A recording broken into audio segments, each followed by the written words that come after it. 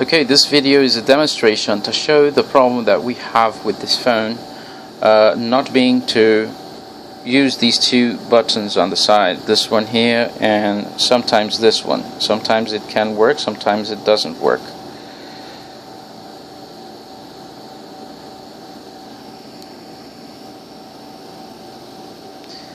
This side button is to go back. As you can see, there's nothing on this side neither. When you push this button, the phone usually vibrates and gives a menu option, or it goes back.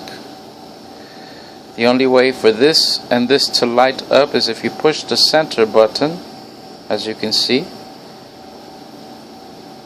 but they're still not working. This side sometimes will work. This has never worked. Everything else on the telephone works fine.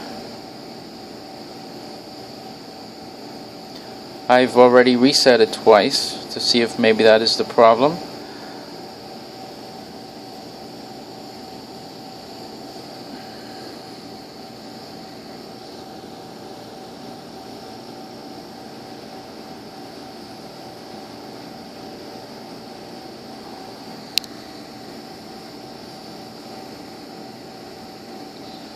That's really what the problem is with the phone.